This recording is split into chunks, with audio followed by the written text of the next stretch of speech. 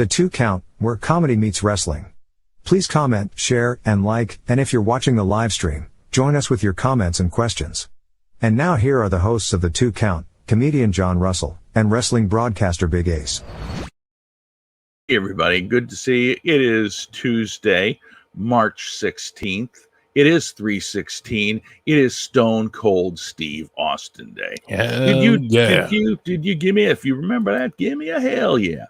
And we're happy to have all of you that are watching, and I know that more people will be streaming in. We're excited. One of the things that we've already kind of mentioned a little bit is we did a test on Sunday to do the stream on Twitch exclusively, and we're going to start doing that. And we're going to start doing it next week. So if you are interested in following us over there on Twitch, we'll do the live show on Tuesday, and we'll maybe do some highlights and plunk them out in other places. We haven't decided exactly what we're going to do with that yet, but we will be doing it on Twitch, and we'll appreciate all of your support. What's our Twitch channel? What are we right on? Right now, the Twitch channel is at John Russell Comedy. And that's, you go to Twitch, you look up John Russell Comedy, and up the show will pop. And we'll do some more. And once we get to a certain level, we've already got a 2 Count separate channel set up, and we'll migrate over there as well. But for now, one of the things that we wanted to do was get over there on Twitch, because there's a lot of different things we can do. We'll be using different software than we're using here on StreamYard, which I still love and I'm still going to keep. In fact, on Saturday, I helped the University of Arkansas Dance Marathon do an entire ran out of thoughts. There you are, buddy. Congratulations. You are number one. You are number one. It is awesome. Thank you so much, my friend. The first one. And so here's the thing. At some point, what I'm going to do is, because I've already, there it is. You're the king. At some point, I've got them. I've got some stuff, some swag, as they say, coming in. I've got some logos, but they're magnets. So I've got some logo magnets coming in, and I will get your I'll get your address. And so the first 50 people that subscribe, we'll go ahead and send out one of those magnets. So that'll be great, and we appreciate it very, very. Just really do appreciate the support. So here's the thing. Tonight we're still doing. We're still doing the Facebook, the YouTube, the Twitter, or Periscope, whichever you prefer. And then, of course, we're doing Twitch. So it is set up. We did, my God, we made affiliate already from Sunday, our monkeying around for so long on Sunday during our test where I lost my shit. You did. I lost you did. I was not in a good mood for about 90%. And well, 60. All kinds of heat. Once we got it going, I was okay. All kinds of, and that's the funny part is you're like instant like what the, and then all of a sudden it's like, all right, we're good now. Like it goes from like it's right to left is so just, it's hilarious. I get you know me a long time, right? Right. I get with stuff like this. Thank you, Rowdy Loudy. I appreciate it very, very much. And I'm going to keep track of everybody that's subscribed, and we will be sending out a 2 Count logo magnet to you. Hell yeah. Hey, Jesse. Yeah, I got my... Oh, it's going to get hot up in here. What's up, Jesse? Jesse, good to see you, friend. But anyway, so what we're going to do is we're going to be able to use this StreamYard account to do a lot of interviews when we get other guys. Thank you, Cyrus. Appreciate it very, very much. Look at that. Cyrus. There's a hype train. Hype train. Hype train. Thank you, What's up, Sinister? God, dang it. I love it. You guys are awesome. So here's the thing, you guys. Look at that. We're just cranking on the hype train. My gosh, you guys. Going down, everybody. You guys are so Hell great. Yeah. Now, can you see it? Can you see the hype train going? I see it. So you're watching it. Okay. I see it. So here's the way this is working right now. We're doing this on StreamYard, and I have the chat from I'm not the best. I am not. Thank you, Rand. I am not the best. I'm among. He's up there. I'm not. But here's the thing. So any of you that have subscribed, we're going to have a magnet for you, and we'll send them out, and I'll get all your information afterwards. Hey, there's Malice. I see him over there in the regular chat. Malice, do you know how to get to Twitch? Do you have a Twitch Malice, account? What's up, buddy? Malice just hit me up. Plans are we're gonna see you May 8th in Iowa. Oh, frick, that's gonna be awesome. I am excited about it. IPW 20th anniversary show. Mal, are you on the card, Malice? I thought he was, wasn't he? I don't remember. I saw the match listing, but I forgot. I can't. My memory's so bad, everybody. So bad. Malice, let us know if you're on that card, though. I mean, either way, I know you'll probably be there. We're going to hang out. So, oh, you're at work. It's all right. That's all right.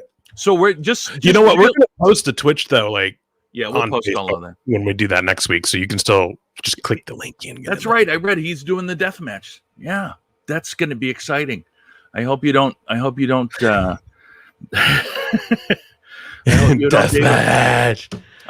David Arquette it. Hey, Mikey, good to see you. I'll tell you what, and I've said this before on this show, and I've said it a few times whenever Malice comes through our shows. But I mean, still, the most brutal head chair shot I've ever seen in my life was on Malice, and I was literally afraid for his health after that. I was like, like there was like me and our boy Zach from Shotgun, well, Zach Squared, both of them were with us.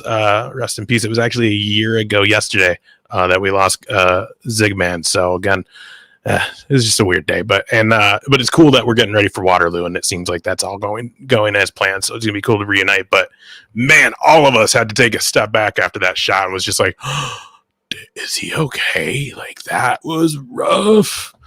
Man, yeah, Malice, can't wait to hang out with you, bro. Hey, Sonny.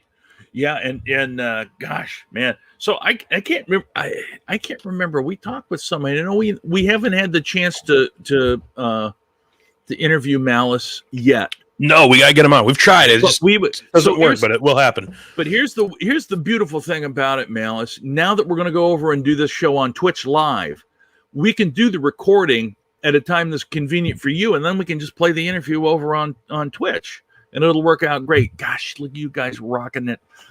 Thank you, Sin, for gifting that sub to the Sunfish. Appreciate it. Yeah, for sure. You guys are the best. I mean, you can't even imagine how awesome this makes me feel. And plus, there's a hype train, and we didn't even filter. Look at Sin taking care of the room. Hell yeah, you are the best. You are the best. You guys are awesome. Hell yeah. Anyway, as I mentioned, thank you, Jesse, for the cheer. I don't know what I got set up. I can't see. I mean, I got stuff. I got crap floating around in there. But I saw it. So here's the thing, guys. I'm still learning some of this stuff from the Twitch thing. So like I saw Jesse in the 100. I didn't know what that meant, but I was like, that's cool. So again, guys, sorry if I don't know what it all means. I'll learn. We'll get there. We'll get there. I'm telling you. But anyway, so one of the things you mentioned about getting down to that show on May 8th, and I'm excited about that. I can't wait. Can't wait to see some wrestling live again. And but here's the thing. There's a hype train. Look at that. God dang it, baby. We've moved up. We're now at level 2. So now we're moving to I learned it all from Corey. But I can't do the dick cancer on this show because it's copyrighted for the Twitch talk show on Thursday. You can cure that. You can cure that again on Thursday, but this is just for fun. Anyway, so this is news, and I just want to thank you, Ran Out. I can thank you, JJ. You guys are awesome, JJ. But I just saw that the Jericho cruise, not the cruise itself, but the cruise line, Royal Caribbean, Norwegian, yeah, made an announcement that they weren't going to do any cruises until June. I thought it was July. June, or I thought it said June, but it was definitely a summer month with a J. We'll go with that. And then apparently, but they're hoping to do it in the fall. Yeah, but see, I think from what I read, they don't do a lot of cruises in the summer normally. Yeah, and I don't know, and you wouldn't think, because that's like the super hot times in those tropical places. So, and when we did it, the first Jericho cruise, we did it in October. It was actually like Halloween weekend, because the day we got back to Miami, it was Halloween day. And dude, the weather was perfect. It was perfect in Florida. It was perfect in the Bahamas. It's just perfect the whole time around. This last time around was February. Yeah, not so perfect. We had like a nice day in Florida, had a day or two really rocky, rainy, windy. One of the I want to say Dynamite was in the rain. If anybody's watching that was on the second cruise, Chris Jericho cruise, remind me if I'm remembering this right, but I want to say that was in the rain. There was a couple of wrestling shows in some rain. The one day the boat was rocking like crazy. Just the weather was not as nice as it was in October. So yeah, I mean, that's the spot. And I'm all fingers crossed that it actually happens, because if they have to push it back, that just means it's even longer till we get to get on the waiting list for the fourth one. Yeah. Since we lost our spot on this one, unfortunately. Shit. Why do people gotta get married? Dumb. People gotta get married. Dumb. I'd have had the whole thing paid for by now. Yeah, we would have been. We would have already been on it. We'd have been. It would have been over. We'd have been gone and back, right? Yeah, it'd have been last month. Yeah, it was like right around the time I was in Vegas. Actually, well, that was the first one though. I mean, we could have, if it wasn't for the wedding, we could have gone on the postponed one.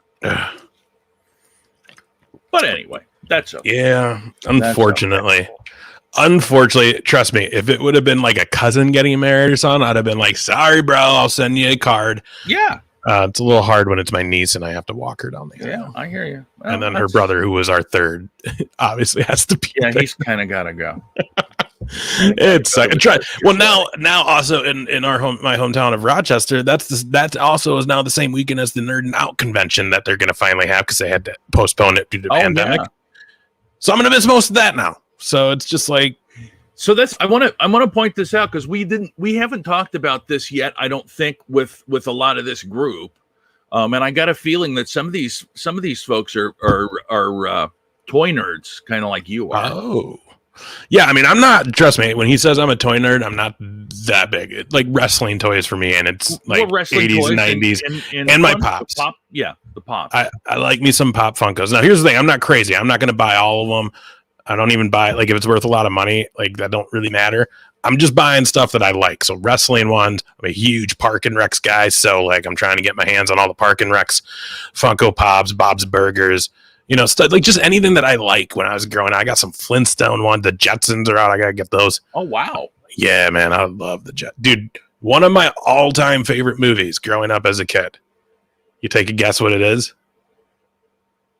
Not Welcome to Bedrock. No, it was animated. It was the Jetsons meet the Flintstones. When the Jetsons end up somehow getting thrown into Bedrock, and then the Flintstones get thrown. Good to see you, brother. Into the Jetsons world. Oh yeah, 16 seconds level 3. But I'll tell you what, I'm happy with that. Holy cow! Guys. Thank you, everybody. Fantastic. This is so fantastic. We just so much appreciate. Holy balls! Look at that. Hell JJ. Yeah, guys. Thank you, my friend. JJ, you the man. Yeah. Well, gosh, that's pretty good for. There we go. So whatever they're sending out there, it's a heart. I tried to put some what's the word I'm thinking of? Customized ones. And I don't know. They say they're okay, but I don't know if they're showing up. I don't know how to do that yet, but I got some. And if you become the king of something, I think one of them is Ric Flair going woo woo. So, but it's gotta get that Ric Flair. I think I see these. Are these what I'm seeing? These little emojis. Look at all that crap that it's getting handed out now. Look at that. Look at that. I love that people are calling you Gramps. Is that what they call you on Corey's show? No. They're not talking. They're not calling me. No. Kurt that said Hibbing. That's Corey's grandfather. Oh, okay. I thought he was calling you Gramps, and I was like, that's awesome. Oh God, no. I'm in the middle. But I'm halfway between Corey and his grandfather. Bill. So you're like an uncle. So I'm like the crazy. You're like the uncle. I'm like the crazy ass uncle that lives in his car. Wait, did that happen? I didn't know about it this last week. You know, living in your car. No. I don't have you guys. I don't have any of the Nightbot stuff set up. I had to. I know I'm old, Jesse. Jesus, God. I had to work. I worked yesterday because of the snow. If you're watching from Minnesota, you know it snowed like crazy yesterday. Thanks again, Sin, for helping out. Yeah, Sin. Kurt. But I worked from noon until midnight last night because all that snow. Right, that's crazy. Holy cow, we were busy. I bet. Yeah. So I had that pop up. We had our little argument. Oh, there you are. What's wrong? Up? What was wrong? Did you have to turn it on and off again?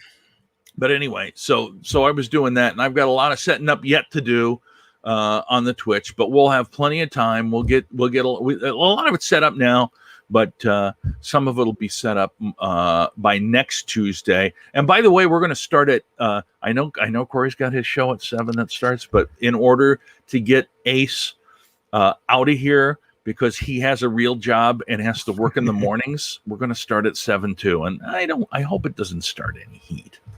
You know, yeah, we're not trying to do that. But the other thing too is we just can talk for way too long. Yeah, and that's the thing. It's like if we do what we think we're going to do, Vern Gagne, pile driver bits. God dang it, JJ, thank you, buddy. Yeah, BG Gagne crew. I'll have to make sure I get an emoji of Vern. Good old Vern. Body slamming a guy in the nursing home. I was gonna say, I think they have pictures of him in the nursing home. Just use that. I'm sure they do. Just him in his wheelchair. Yeah. Well, anyway, so we got. Let's see.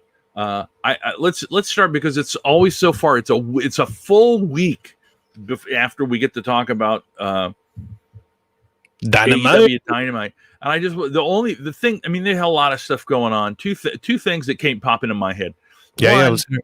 One. Well, that Ethan, but first of all, the first match was great between Matt Jackson and Ray Phoenix. But the taxi there was a lot of stuff. It's actually a pretty good whole show. Now it was. I thought that too. I was when it got done, I was like, man, Dynamite going into Revolution was really good, and Dynamite coming out of Revolution was really good. Yeah. And again, Revolution was good, but I feel like those two shows were a little bit better. I don't know why. Yeah, it's crazy. So, but the things that popped out to me, now I've already forgot about the one I was going to talk about.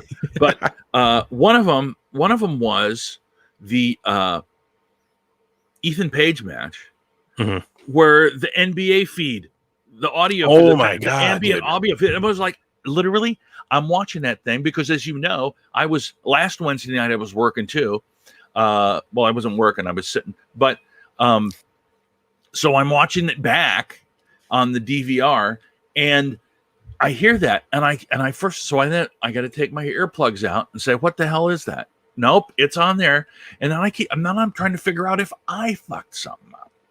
Right? Yeah. For a minute there, I was like, "Is something wrong with my TV?" Yeah, because not only did it start, it started literally when the match started after his music was done, and I heard it and I thought, "Oh shit!" And then he went to commercial. And it went away. And I thought, oh, perfect. And they came back, and initially it was okay because, or there was a promo, maybe, I don't know if it was promo or if it was live. There was some promo that Shivani was saying something and to JR, and it's like, oh, it's cleaned up again. Whatever that problem was gone. And then they went to whatever, apparently and then it's back again. And it's like it was almost the entire freaking match. I mean, it sounded like it was funny because it sounded like NBA Jam was going on while the wrestling show was happening. I'm surprised TNT let it go that long because I was one of probably the millions that were tweeting at them like, "Yo, what the shit? Fix your stream, you guys." Because that's the other thing too, though. Like, I always wonder this now. Are there more issues with stuff like that on the streams? Like, did that happen on the cable actual network? Like if you're rocking cable still and you're not just watching Hulu on the internet? I'm sure that was everywhere. Okay. It went way too long. Yeah. For TNT being what they are, it went way too long. They should have caught that real quick. Yeah. And my favorite part was when he had him in whatever hold and they were like, defense. And I'm like, hey, and I thought for a minute, he's like, are they trying to make, is this Raw? Is it, that's what I read. Is this on purpose? Are they piping it in like WWE? It's just like, I was puzzled. But then there was, and there was something else that I was going to mention and I can't remember what it was. Well, I think the big thing from that night worth talking about, you knew something big was going to happen with this segment when it ended the show, and that was that Inner Circle War Room. And to see that and again, it was perfect. This was a really good example of how AEW and these guys, if they sit and do it, can tell a long-term story. Yeah. I was bummed Sammy wasn't in that ladder match. Well, now it all makes sense, and I'm glad he wasn't in it because this is how it should have been. And on top of that, that's just one hell of a crew MJF put together. Yeah. Now, having said that, this is just an opinion, and anybody else that has watched or has been following AEW at all, answer this question for me. Is it getting to be too many factions? Yeah, I mean, you got them, you got Dark Order, you got Inner Circle, you've got Matt Hardy. The Hardy brand. Because now Butcher, Blade, and Bunny are with him. Yeah, you got the evil Death Triangle. I always forget Death. I always want to say Wicked or Evil. The Dirty Jungle Triangle. The Jurassic Express. Like, you got a lot. Yeah, I don't know. At times it feels like they're still trying to find footing with everything. Yeah. I don't know. Did you see? Now, I didn't watch it yet, and that's my bad, but it's been a busy week already. Plus, I'm not going to lie, it's hard to watch, and I'm still, it was the debut, so it's not too fresh in my mind still because I forgot it debuted last night, but that AEW Elevation. Oh, yeah, didn't watch it. I heard it was good. Sounded like people really like Paul White on commentary with Tony Schiavone, which I'd imagine would be good. Yeah. So that's awesome. I got to check it out. It does seem odd that they would do anything against Monday Night Raw, though. I think it starts an hour before Raw, maybe ends an hour in, but like, why would you even try? Unless you're going to have it done by 7, why would you try? Yeah. I don't know. I guess there is a big division in like AEW fans, WWE fans. I'm a wrestling fan. I watch all of it, but like obviously I've grown up with my whole life being Monday night is Monday Night Raw. Yeah, it's just how it goes. Yeah, cripes. So yeah, it's I don't know. So now they've got 3 nights in a row, with Elevation, Dark, and when is one of these shows going to make it to network TV too? I thought they were going to do another hour or two on TBS or TNT. Yeah, I think they are. I don't know when the hell they're going to do it. But I'm sure that they're going to. I mean, Tony Khan's been talking about it for a long time. So yeah, he's also said recently that a women's main event is going to happen sooner than later. Whatever. I know. It's like, well, who's going to be? I mean, really, Britt and Thunder could have been main event. Yeah, could have been. If they just kind of didn't let it build to like where it should have been. They held it back. Like that could have been such a great feud, but they just didn't give them a lot of time. Well, to be fair, I think there was maybe some question about where Thunder Rosa's future was with NWA, and obviously, so here's the thing. My thinking, and I don't know this because I'm just estimating and guessing. But Serena Deeb, who's the NWA champion, hasn't been on AEW now for a number of weeks. And I wonder if that's because they're starting to do tapings. Yeah, it could be. But Thunder Rosa was at those tapings too, from what I heard. So, I don't know. But yeah, I don't know. Thunder Rosa. But the other thing too is Thunder Rosa went away for a few weeks and then came back too. Like that's kind of what it seems like they do with the women's division, period, though, because Big Swole got hurt. She's been gone for a while. I get it. She's coming back. But like, there was a while where we didn't see Britt Baker for a few weeks. There's been a while. Sheeta we haven't just seen in a few weeks up until just recently. Like, it's just really weird. I don't know. I give them the benefit of the doubt, but I think the other thing too, though, is if you don't watch these elevations and these darks, you're missing it, because I think that in their eyes is, well, okay, they weren't on Dynamite this week, but they're on Dark, and it's like, I get that, but like, people are going to remember the show on TV because you're going to have more eyes on that than you're getting on views on your YouTube shows. So it's like they're going to have to realize that they can continuously pump out content as much as they want, but there's no way in God's green earth everybody can watch everything. I mean, even if you're a balls to the wall fan of either WWE or AEW, there's no way you can watch all three. Brady Bradford, I don't have that drop. There's no way you can watch all of it. There's no way. You got to be able to live your flipping life. You know, I mean, as much as I love wrestling and love the way that they do it, and I really do feel it's an art form. It's just like, you know, you got to be able to do something else at some point. Yeah. Well, thanks for tuning into the last 2 Count Wrestling show. No, I'm kidding. It's just when they, you know, it's like, oh, now I have to watch you guys Monday, Tuesday, and Wednesday. Are they doing that to try to lock in viewers to say, oh, this is our brand, you got to stick with our brand? Because I think that tribalism is bad. And I honestly, you know, that was one of the things I had on the thumbnail. I don't know, they didn't get to see the thumbnail. I got it on a different computer, but one of the things is the WWE is apparently banned slapping your leg when you're doing a super kick. Mm-hmm. And which is it only super kicks though? Because McIntyre threw a pretty big slap on his thigh last night throwing the Claymore. Yeah, I don't know. I don't know. You know, I'll tell you what though. Like, some people do not like that. Wes is against it. Yeah. Well, he's like, if you do it right, you don't need to slap your thigh. He's like, that's just dumb. Well, it's the same thing. So, like, for example, there's a certain school that teaches, and I don't know what school it is, but I'm because they're obviously different trainers and teachers, right, and coaches. Mm-hmm. There's a certain thing, and the one that was the most obvious about it was Kane, where he would do this and slap his chest as he was making contact, and he was really bad at it.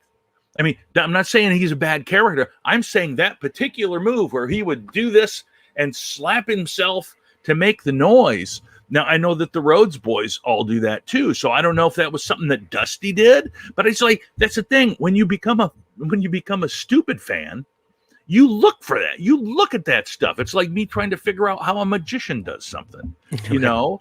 And it's that making the noise to make it sound like it's a bigger deal, you know, I get that, but it's like, you got to be really good at doing it. Mm-hmm. And then when it seems like everybody in the world is doing the leg slap for everything, you know, it's rough. It's a different era of wrestling right now. It needs to kind of maybe get back to the old school feel. We'll see if it happens. But that's the whole thing. You go to that deal, and then everybody loses by a surprise roll up. Which, are you fucking kidding me? You kidding? I just dropped you on your head 4 times, right? And you caught me the 5th time and got me in a little somersaulty thing. Yeah. Hey, Jess, I didn't do it. Yeah, it's crazy. Otherwise, though, you had a strong AEW, but I was reading on this before we got on here. Yeah. And it was the whole NXT and the COVID-19 outbreak. And I didn't realize this, but I guess this all happened in the same day. So the same day, WWE announced, hey, we're going to up the Super Bowl. We're going 45,000 fans each night, WrestleMania, 3 weeks, I think, from now. And I guess that was the same day that the COVID outbreak happened to NXT. Which is now they're saying that it's they delayed the on sale date, and they said they did it because of you'll become a mod once I get back and get done with this. I got to be reminded, and then I have to go back and actually do it in the Twitch because you know how it works. But don't worry about it. Don't worry about it. We'll get it done. In there. We'll get it done. But yeah, I wonder how much of this delay is because they are rethinking the 45,000 fans after the outbreak. They claim it's not. They claim it's because they're adjusting something else or something, I guess. But I don't know. It just seems to go really hand in hand right now. So I wonder if we're going to actually see that 45,000 at Mania. That seems like a lot. That stadium holds probably, 60 to 80,000 people? I think so. I mean, I get it. It's Florida. They're open for business. I mean, there really is. Because Dana White just announced a UFC show, and he says it's going to be full on, right? Yeah. So he's going to already try to up, you know what I mean? Like the dick swinging contest that we see between the wrestling world, kind of basically WWE and Vince, and Dana White in the UFC is hilarious to me. Yeah. Yeah. It is so hilarious to me. Well, remember, he was going to do the whole, I'm going to buy an island or rent an island, and we're just going to do the shows there. He did it, though. Fight Island. I know, but that's the whole, I get it. That's pretty extreme, too. Imagine the money he would have saved if he just would have set up shop in Florida, too. Yeah. Like, way to go, Dana White. Spots in Florida. Yeah, Jesse, yeah, I will. I don't know who I'm going to have mod because but I think maybe we'll have Mikey and Ellie and JJ and frickin'. I gotta go up here and look now. Ran out of thoughts, I think. And then I don't know. I mean, right now, we'll see what happens. We'll see what happens. You would kill somebody for you. Would you want to be a mod, Jesse? Because I mean, I know you personally. I mean, I've seen you. I've shaken your hand in public. Oh, sorry, Jesse. I hope you watched it immediately. Yeah. JR's a lonely guy. You don't want to know what those hands do when he's alone. Anyway, so moving on. Let's just change the subject. Yeah, I have to do. You know what? So Tuesday, when we. I love it. It's bidding for mods. So here's the thing. Once I get done, you guys, and I know that you're all in my system so that I can do it, I'll do it. Look at that. Ran out of thoughts. He's a there small you go. guy. Hell yeah. You guys are all so great. But yeah. You got just type the command, he says. You did. I mean, but yeah, I mean, some of that has to do with the fact that I can do it right now. I don't even what the hell's the command? I love it, guys. Teach us this F5? stuff. We're learning. I mean, F5. You can tell me, Mikey. You tell me right now. What do I do? Because I got nothing. I got nothing lined up. And I'm not on Twitch. We're still doing it through StreamYard today. Oh yeah, tonight we are. Next week we will be on OBS solely doing it on Twitch. Because right now everybody's on Twitch. So I mean, technically we could switch it over, but / All right, and I can just do that in the chat. / Oh, there it says I'm starting a prediction. No, I don't want a prediction. You. Maybe we shouldn't do this right now. You know do you see what just came up? I see. Hold on. Delete poll. / mod space user. Oh, there it is. It is.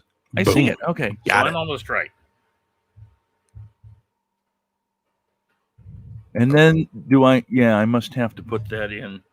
Is that just a space or I have to bracket it? Whoops. Didn't work. / bracket mod space. All right. My camera's focus is being weird. You got it? Let's see if I got it. Shit's gonna get crazy if you did it. I think I might have got it. Oh shit. I think I did. All right. So let me get it. Let me get another one here. Oops. Yeah, I don't know what the hell I'm doing. /MOD space.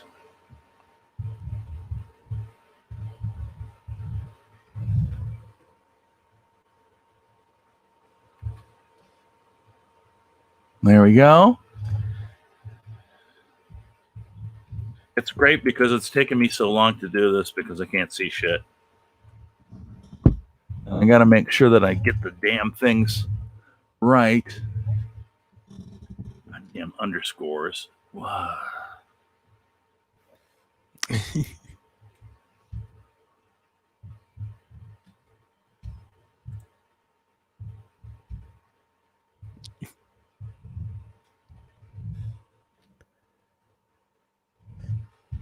like you're doing homework. Right.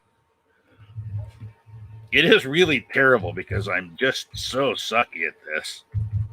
That's all right. You'll get better. We'll all get better at it. That's how it'll work. All right. JJ, say something so I can see how the hell I'm, if I'm getting your name right.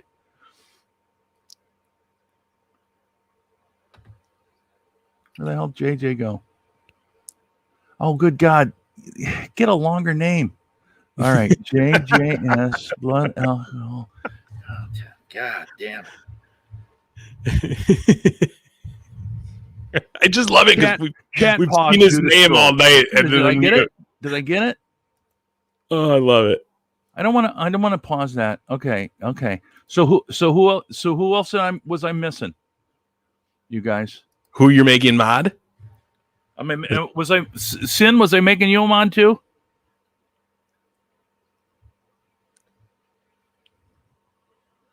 We're going to stop multi-streaming. We're multi-streaming today. Tonight's the last one. We wanted to have one clean break so everybody who doesn't watch us on Twitch right now and watches on those knows that starting next Tuesday, no more on the other stuff, just Twitch exclusive. Yeah. He says he's a mod. Yeah, I trust you all. You all. You gotta trust. You gotta trust them. These are good folks. All right. Wait a minute. Who am I? Is there anybody that I mentioned? Mikey? That I missed. I got Mikey already. Ellie? Yeah, but Ellie's not here. Can I do it when somebody's not here? I can't do it when somebody's not here because I don't know. Here's the thing, you guys. I don't know how.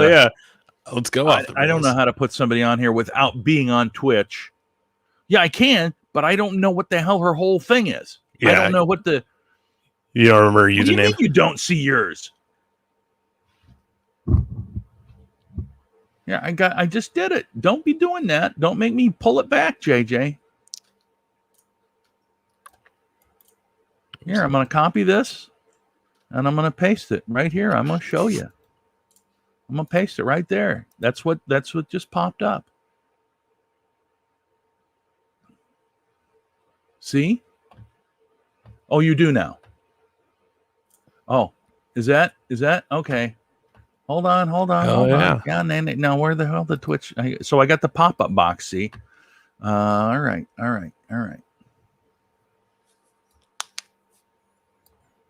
This is the best because you guys are watching me just do busy work. I just keep hoping you get frustrated because those are the fun moments. I'm not going to get frustrated.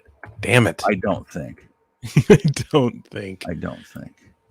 Well, that's awesome. We appreciate everybody hanging out and all you fine mods. You guys are all awesome, and I can't tell you. And for I can't remember when I even started doing this with Corey. It's been a few months ago, and obviously I've been doing this with Ace now for we're going on 2 years and like 3 weeks, 4 weeks, and it'll be 2 years of the 2 count. But 2 years of our show, not necessarily the 2 count. We have renamed. Yeah, you guys were not around when we started the ill-fated, and you still have a whole box full of fucking cards? Dude, see, here's the thing, you guys. I do. When I want to do this stuff, I do. Like, I don't like doing it half-assed, which is why I get pissy. Okay, so like if you were watching on Sunday afternoon when I got all pissy, and I can give. Oh, very cool! Look at that. You can give me. That's awesome. That is sick. Well, we'll do that. We'll absolutely do that. He can do additional things like all the work. I'm down. But we had decided that we're going to do the show, and the show was going to be, because I had this idea. This is something that, when I mean, and I will probably do more stuff again, but down at the comedy club in Rochester called Goonies. Thank you, ran out of thoughts. Goonies Comedy Club, we used to do a show called Four for the Funny. Yeah. And we would get 4 people to do 15, 20 minutes. And they were people who were basically, the whole idea was, and I started it because I was selfish. We wanted to be able to record 20 minutes or close to a feature length set so we could start sending it out to booking agents, right? So I talked the owner into letting me do this. And the first show we did, and some of you that have been out and hanging around and know the comedy scene a little bit, the first one was me, Brian Miller, Nate Abshire, and Greg Berman. Brian Miller was on The Late Show with, thank you, JJ. Take her easy, JJ. Take care, buddy. Brian Miller was on The Late Show with Beat Lakeville. Who was, beat Lakeville to a pulp. I live here, but beat the hell out of me. Screw Lakeville. Craig Ferguson. He was on with Craig Ferguson. I like Craig Ferguson. Yeah. Nate Abshire was on Last Comic Standing.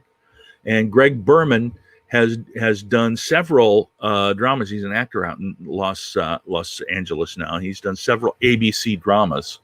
And those, what are they, like the reenactment things where they tell a story about, how I got in this car wreck and I couldn't get out. And then they have actors reenact it. He's played a couple, 3 of those, I guess. And then I was on Pauly Shore's documentary for like 4 seconds. Dude, that better be on your IMDb. It ain't, because I can't put it on there. Bullshit. No, they have to put it on there. I don't get to put it on there. I was also in Gilbert Gottfried's documentary. It's another shorty.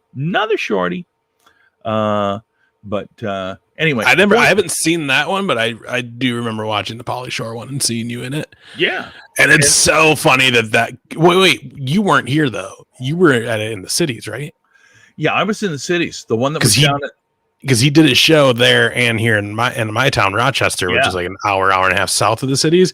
And it's so funny that in that documentary, like the one chick he ends up banging and the whole thing was the freaking broad who booked him in Rochester. Yeah, of course. It's like, I like that. Here's a little tip, she probably said, or maybe that's what anyway, the point is, so I was doing these 4 for the Funny shows, and we had a situation where I got notice the day before that somebody was going to be able to make it. And I'm trying to figure out, because it was like, I wanted to have a woman on the show. But I thought, well, if I can't get one, because I've used everybody and it's just kind of a pain in the butt. But my idea was that I would put on a wrestling mask and just be the masked comedian X, and all of my jokes would have to do with wrestling,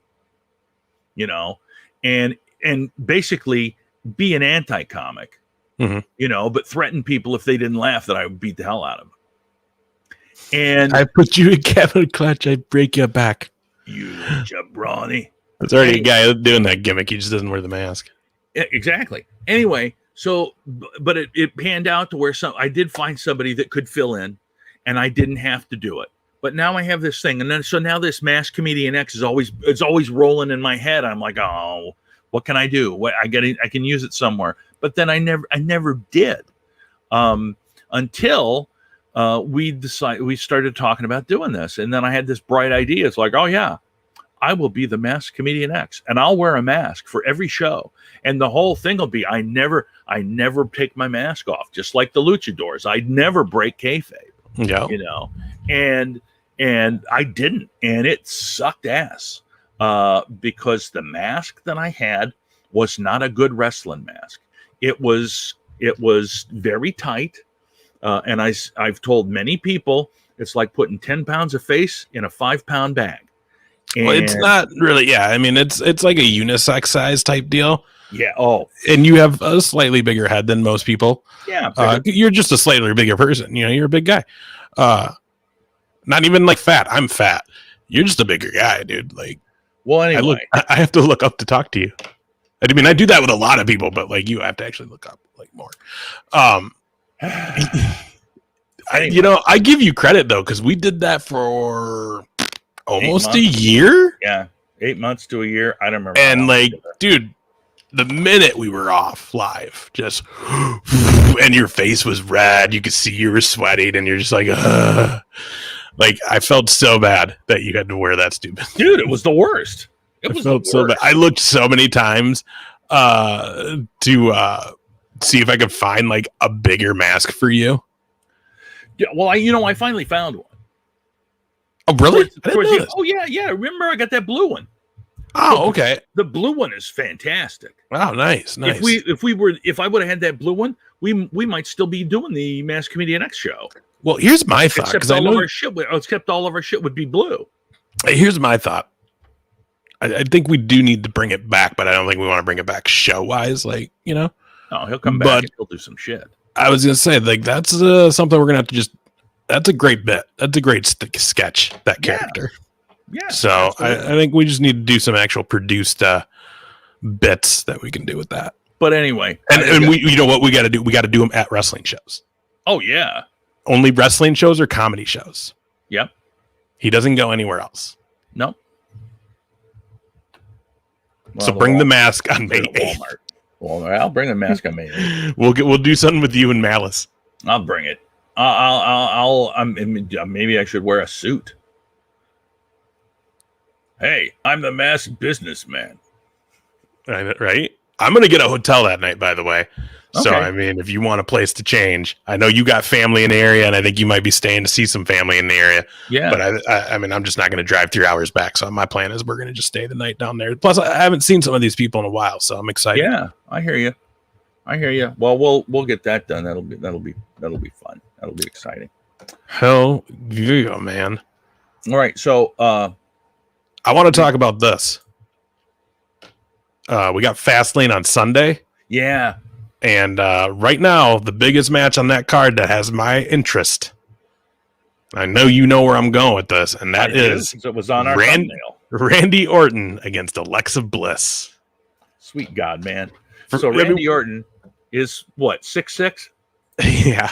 Alexa like Bliss that. is almost 5 feet. Right. Dude, this is no. Did you hear my Alexa talk back to me? I was gonna say, was that Siri? No, we can't talk. I can only call her Bliss because otherwise my Alexa answers back. Did you ask me a question? Well, I tell you, like, I used to go to my buddy's house, Casey. You know our friend Casey. He's been on the show with us before. Yeah. My boy Casey. I used to go watch pay-per-views with him. You know, it's one of my old school wrestling boys. So, like, I go watch pay-per-views at his house, and they had one of those Amazon things sitting on by their TV. And every time we're watching a show, and coming to the ring, Alexa Blow. Yes, how can I help you? He'd have to just unplug it every time. Because just every time they said Alexa Bliss on TV, it would go off. It's hilarious. Yeah, man, I'm interested to see how they do. Thanks, Rusty. Appreciate it, buddy. Rusty, what's up? For those we know that those of you just coming in, I was going to say, those of you just coming in, we're happy. Thank you to all of you because we did make affiliate on Sunday. Thank you. And what we got going on, there's the steel toe, baby. What we got going on is for the first 50 people that subscribe to this channel, we're going to send out a 2-count logo magnet, and it's it'll be cool. It's 3x3. They will get here at the end of the month, or thereabouts, and then I'll just get all of your information, you guys. Thanks, Big Earn. And I'll get those out to you. And you know what I think of every time I hear Big Earn? Something that you put in a somebody that got cremated in. No, man. Unfortunately not, which that makes way more sense, to be honest. I'm a bowler, man, and I have been my whole life. Like, I grew up bowling, so anytime I hear Big Earn, I've immediately flashed to Kingpin, where there's a part where he's bowling, you just hear that Big Earn! Like, I laugh every time. Yeah, Kingpin it is, Big Earn. I love it. Hell yeah. That's right. My dad took me there, because again, I grew up as a bowler. Like 4 years old, I had a ball in my hand. I bowled my entire life. Like, it's just, in my younger days, it was pretty competitive too. Yeah. So like, I was like probably 10 or 11 when that movie came out, I think maybe. Mm-hmm. And because it was bowling, I'm just like, I'm in. Conned my dad into taking me. I don't think he realized how raunchy that movie is going to eventually end up being. So here I am, this kid watching it like, okay, this is more adult humor than I thought. I just wanted to see it because they bowl in it, but this is great. The Amish dude hitting a bong in the back seat. Oh my god! Oh, it's great. Anyways, oh my god, yeah, Alexa Bliss and Randy Orton. So what do you? So what do you? I mean, honestly, what do you think is going to happen with this? I don't know. I mean, obviously, I hope it's not cinematic. I hope we see something in the ring. WWE ain't going to pull the trigger and actually give us an intergender match. I don't want to say they won't, because it has happened. We've seen it, but it's very, very rare when they do it. They did it with China. They did it with Didn't Beth Phoenix do one? Beth Phoenix, I think, did one. Nia Jax hasn't had a match, but she's been in the Rumble. Didn't somebody do something with who's that weaselly looking guy that was Carmella's male valet? Ellsworth. Yeah, I think one of the girls did. Yeah, I don't remember who beat the crap out of him. Well, but one of them did. But I mean, when you look back at like China, though, she had Guerrero. Wait, because you had Sasha Banks recently do a match with what's his ass? Reginald. Sommelier. Yeah. Is it Reginald? Yeah, Reginald. Who's now with Nia Jax. Reginald. I kind of like that he's in the middle of Nia Jax and Shayna Baszler. Yeah, I do too. I think it's fun. I like when his name gets brought up and Shayna's just like, ugh, sick of talking about him. Like, I love it. Yeah. And I love that Nia is so in love. It's just a great dynamic for them, because that's a tag team not a lot of people were on. I don't want to say not a lot of people, but I know we were critical of it, being like, but they've really grown on me, and I really do like them as a tag team. Yeah, there's something about there's something about the way that they interact, and it doesn't harm either of them, really. No, not at all. Baszler looks like the way she should, and Nia, I mean, I think obviously she comes off as a big doof, but a mean big doof. But I think she's embracing it now too. I think earlier she had problems embracing the whole like, hey, let people laugh at you at times. I agree. And obviously the whole ouch, my whole thing. I mean, that really said it. Like, that did her a good favor. No, it absolutely did. It did, and she knows that. So yeah, I really don't. I don't know. Obviously, that stupid Jack in the Box must be when the Fiend's coming back. We saw last week she was playing it, stopped, said not yet, not time. It was sitting next to her last night. Obviously, this thing is going to be key in bringing the Fiend back. Does it happen during Sunday? I mean, I think it has to. Do you think we have to have some build? Well, not necessarily. I mean, they're going to just not advertise it and then just have something happen at Mania, and they just end up having a match? Or maybe something happens and then he comes back. Or maybe something happens to her and then he just comes back, because he's got until April 10th or 11th, depending on, in order to come back and start working it himself. Yeah. Here's what I would do. If I was booking this match, no rules. We're not worried about letting a male and female performer work a match together, because you see it on the indies all the time. We've seen it a little bit in AEW and other companies. Here's what I would do. I would let them go for a little bit.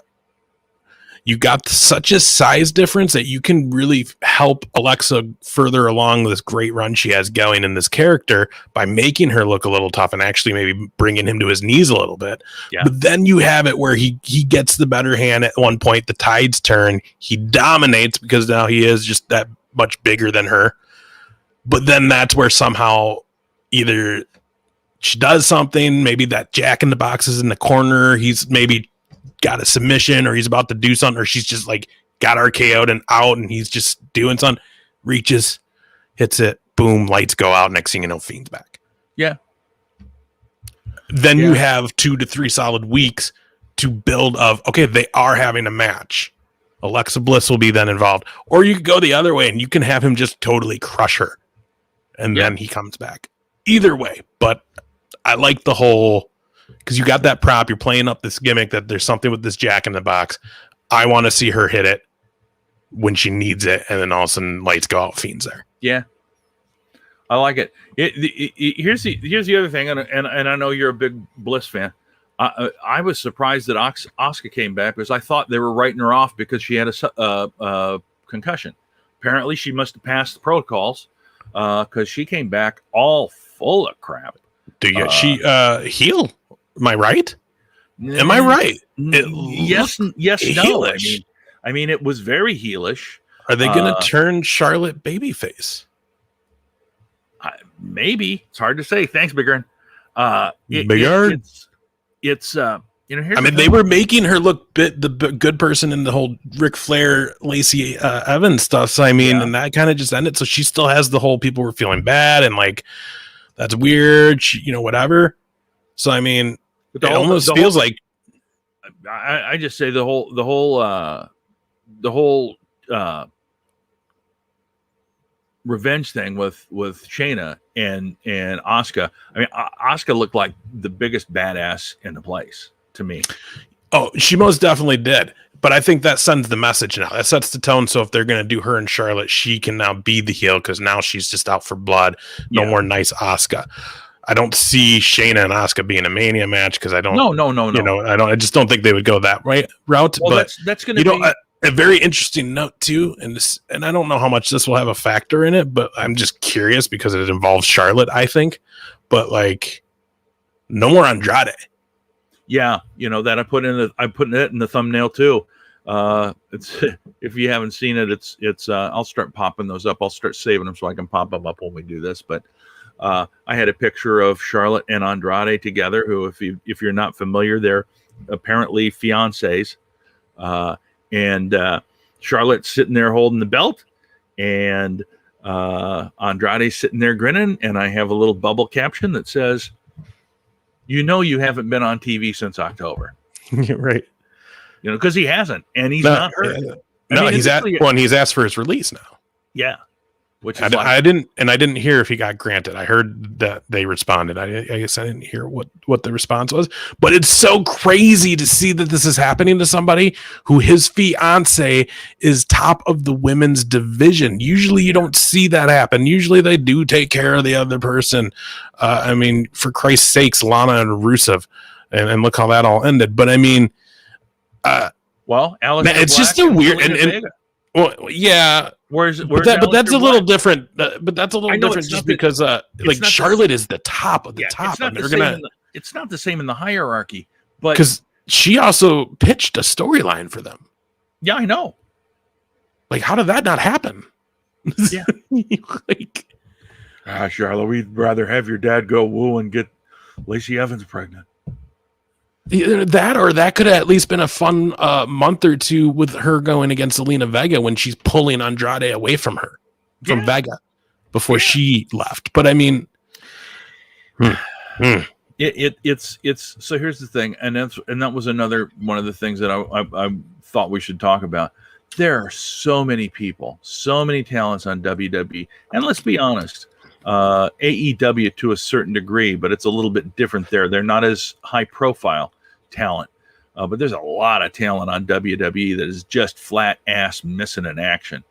And Andrade was the first one when I saw the whole thing about him. Is I can't believe.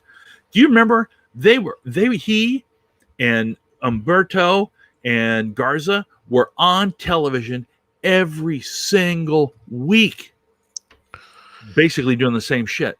But they were. Well, they got to have a Latin guy. Well, now they got Rey Mysterio. But when so that's funny you say that, because there was a period where like Mysterio left, and that was when they pushed Del Rio face, because you had that, and it makes sense. It's a business. You're gonna take a tour in the Latin area, you got to have that baby face that's representing them. But it's I don't know, that Alberto stuff, such a just crazy. Is the things that has happened in his career since all that, because he really did come in. Got a great spot in WWE. I remember being at Bragging Rights 2010. He had just kind of debuted before it.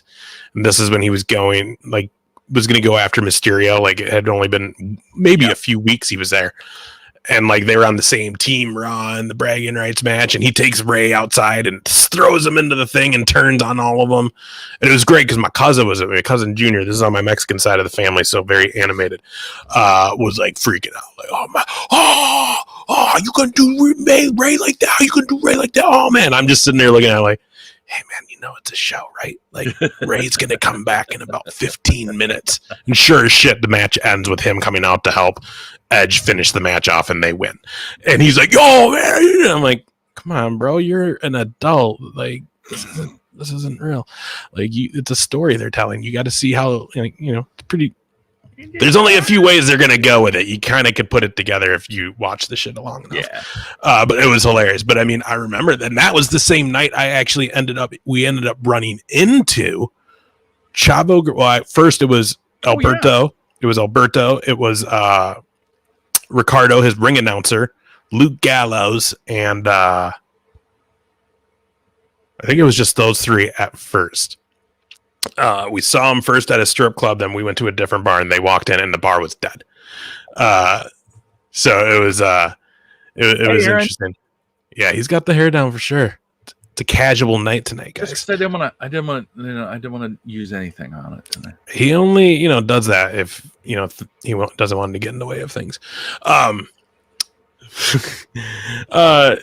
Dude, so we ended up partying with them, and then Chavo shows up, so we ended up partying with them all night, and it was great. Dude, I had a blast. Alberto was cool, Chavo was super cool, and Chavo still is the man, dude. I love getting any chance to talk with him. You get to interview him with Wes. Yeah, he's been through on Wes's and I shows. Yeah, for sure. And I brought that up with him, and we had a good laugh about it that night, because it was a cool night, Rusty. So yeah, it was cool, man. But dude, I was always a big Del Rio guy before that night, and then that night kind of cemented it. But man, the stuff that he was involved with when he left WWE. Oh yeah, and even now, I guess. It's really weird that 2 months ago, the last girl that was putting all these charges on him all of a sudden just dropped him. And I was lying. And he looks kind of like the kind of guy that will be and I kind of believe Paige in the stories of he wasn't exactly the nicest man behind closed doors. So he kind of looks like that, man. And it's just crazy, man, because that guy was good and he had a good look. He was good in the ring. And that outside ring shit, that ruins careers, man. Yeah. Do you think he had any? I mean, he doesn't look like he's super pumped. Do you think he had any steroid issues, or were they testing at that point? No, and he's just a hothead. Hothead likes to party. Yeah, those don't mix. Don't mix. Because I have run into him before too. That was the first time I ran into him at a strip club in Miami during WrestleMania 28 week as well. The first night we were there, and he was wasted, making out with strippers and all this shit. And it was just this dude likes to have a good time. Dude, when we saw him the night and we partied with him, the reason we ended up partying all night was when they came in, we were like, yo, let us buy you a shot. We were like, let us buy you guys a shot. We saw y'all perform. It was a great show. Let us buy you a shot. We buy him a shot. We get to talk. And next thing you know, 4 hours later, we're ending the night. They're going one way. We're going the other. And it was hey, this was a cool time hanging out, guys. Even Gallows was cool. Gallows, I think, was in a different mode that night. He wasn't the happy, chummy, good brother he is now. He was, I think, dealing with some stuff in his life at that point. We even had a little conversation where it was kind of man, like he just kind of seemed bummed, I think, when I look back at that night. But yeah, dude. Anyways, well, at that point, he was not. No, that Straight Edge Society was done. Yeah, he was not at the same level as the other guys you were with. No, he was on his way out because Straight Edge Society had just ended. Punk was gone, and he was. Was Punk gone? Maybe not. Straight Edge Society was definitely done though. Yeah. And this is in Punk's like good run, like post Pipe Bomb. Yeah. So this is like probably the same year he got released by WWE because they just weren't using him anymore. So I don't know. It was a cool night though. It was a very, very cool night. Yeah, it was fun, man. But I don't know, man. The whole Andrade thing is just weird. It's weird. Big Earn. Thank you so much, Big Earn. That's awesome. Hell yeah, Big Earn. Hell yeah. We appreciate it more than you know. Yeah, it's interesting to me because you run into some of these guys outside the fact, and some of them are like cool, and and some of them are. Some of them are just like like one of the guys that I haven't listened lately because I don't get up nearly as early. But I appreciate it, Bigger. I agree, Bigger, and thank you. One of the things that I would listen to is, and I don't know if any of you have Sirius XM radio. They have a show on there called Busted Open, and it's all pro wrestling. And it's initially when I started listening, it ran from I believe 7 o'clock until 10, or maybe it was 6 until 10, and then it recycled and played again right after. And it might have been the timing off, but it was this guy, Dave LaGreca, who's an old radio guy that loved wrestling, kind of like us. But then he had on with him as a co-host, Bully Ray, and he had Mark Henry, which is honestly how I became to appreciate Mark Henry that much more, because, you know, he's himself on this show. He's not, spewing a bunch of crap. Not that he ever did. Mark Henry never did. But anyway, if you know his story, he went through a lot of shit in his life. And when he first started as a pro wrestler, he was an angry dude. So anyway, and then he also has Tommy Dreamer on. You were talking Bully Ray? Yeah, Bully Ray. No, Mark Henry. Oh, okay, yeah, Mark Henry. So, and they always talk about Bully Ray's always like, oh yeah, somebody come up to me and they'll take a picture, and I'm like, I get all pissed. It's like, hey, you don't do, and it's like, well, so Bully Ray comes off to me as a douche. Okay, so I'll give you my two stories: one with Mark Henry, one with Bully Ray. Okay, we'll start with Mark Henry because it's quicker. Because I've had one very brief interaction with him. It was during WrestleMania 32 weekend. I went to Wale Mania. If you guys don't know what that is, it's a rapper named Wale. Very, very, very good fucking rapper, by the way. Check him out. And it's not like some SoundCloud rapper. Like, he's legit, like record label, touring, all. Like, dude's a big deal. And he's a big wrestling fan. He's been used on WWE for many segments. So him and this other podcast, and I'm failing to remember the name of their podcast, another kind of, standard one that was around when the wrestling podcast game was really getting going. They would come together every year during Mania week and throw this Wale Mania, where they did a podcast with a bunch of wrestlers that would surprise come through. You didn't usually know who was all going to be there. Oh, cool. And then Wale would do like an half hour, 45-minute set. And then it's just like a club party. So I went to it when we went to Dallas, and I went alone because none of the people with me wanted to go. Assholes. So I go alone, and so I'm going in. I'm waiting in line to get in to the club, and like JR, his car rolls up, and JR gets out. Not this JR, everybody, but like Jim Ross gets out. Him and his wife are walking in. Like, they're all showing up. There's like a whole private room, and the funniest thing of this whole thing is, well, I'll get to that. So they do the podcast first. It's a club. So I got there in the point where there was no seats left. I was standing. So the stage was to my left, seating all in front of me, which is the dance floor, and the stage is where they're at. More like VIP area back this way. Bars kind of behind me. And where I'm standing, it's clear between me and then the seats, because in that walkway goes all the way back to the private VIP area where all the talent was. So anytime they brought a guy out for the show, they were coming out there. So like all of them are walking by me the whole time, which is cool. But they're coming out to do the show, so they're doing like they do at a show, like high fives or whatever, fist bumping, whatever. And it was like Big E was there, Jim Ross was there, I think Alberto was there, maybe Ray, maybe Kofi. Mark Henry was there. So when the podcast is done and they're all leaving, Henry's walking back towards me to then take that sharp left to go to the back to the VIP area. When he got over where I was just like, "Hey man, that was a cool show, Mark." And he kind of just stopped and looked at me and like kind of did one of those like handshakes, brought me like, "Thanks, bro," and then just kept walking. The dude's massive. Oh yeah, massive. But he was super cool. That's been my only interaction. We're going to bring you a full report of what he's like because we're going to meet him in July and hang out. Yeah, I'm excited about that. Now, my Bully Ray one, that's Bully Ray. So TNA comes to Rochester. Side note for the Wale Mania, Wes and I were friends. Hadn't started the show yet. Weren't as close as we are nowadays.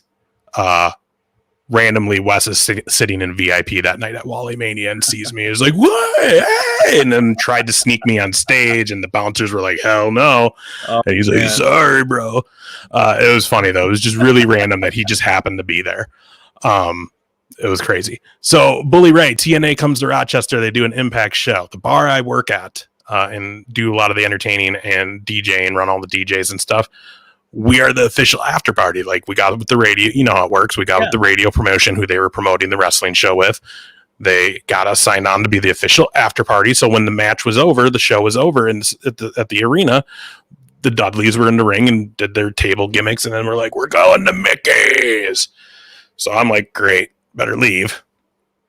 Mind you, the place wasn't packed. It was a TNA house show. Yeah. It wasn't sold out. It wasn't like a WWE house show, unfortunately. But the cool thing is this is my first time meeting Angle too, because he was on the show. So, you've been to the bar that we had this after party at, the setup. Yeah. We don't really have a VIP section. We didn't really have a private area. So we put all these, and we had a band that night, which made it worse. Oh my God. So the pool tables were gone. The band was all set up there. And we had them at the tables along that wall that goes to that back exit door where like the dartboards were. Oh, okay. All of them. And when I say all of them, the whole locker room was there. Kurt Angle, Jeff Jarrett, the Dudleys, Christopher Daniels, Frankie Kazarian, I think was with them at this time. James Storm, Bobby Roode was there and was hitting on the girl that I was seeing at the time at the bar that night. That was hilarious. I just got a kick out of it because I was just like, yeah, whatever, I guess. Bobby Roode. But at the time, they were beer and money. It's not like now we're out of it. Like, it's fucking glorious, though. Like, go for it. Yeah. Dude, it was a bunch of them. It was like LAX was there. Man, it was all of them came and they were all having a great time. My job, because I came after, I ended up getting roped into working because it was, hey man, you need to just kind of hang out where they are, get them what they want, beer, drinks, food, make sure fans are so we're doing this, the bar's packed. Yeah. And half of it is the people from the show. The band's playing, they're whatever. Everybody's having a good time, and Angle shows up.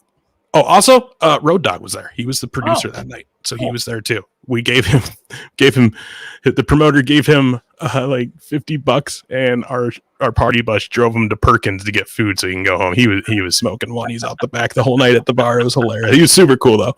I don't think he does that anymore. Maybe I'm wrong. I don't know. But dude, it was hilarious because then Angle shows up, and then it's like people lost their minds. Olympic hero. Kurt Angle is here. So then I ended up getting tasked with the job of, because they were eating, none of them ate. So when they got to our bar, dude, we went through like 20 fucking pizzas. Oh my God. Because they didn't eat at the venue. So they were all starving. They're all drinking, having a blast.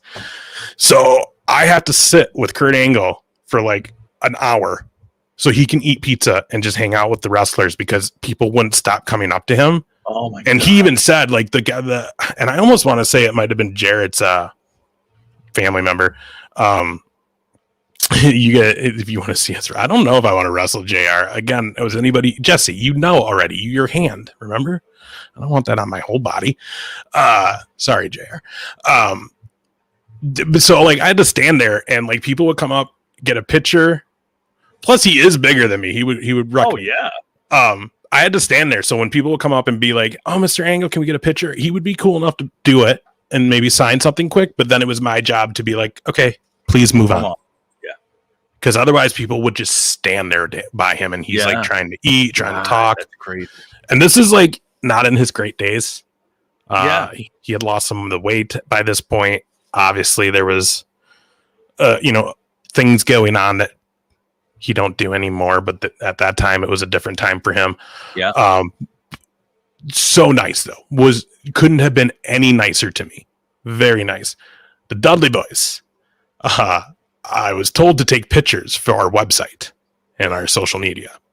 So I get the camera and I start taking them, and Bully Ray's like, "Whoa, what are you doing?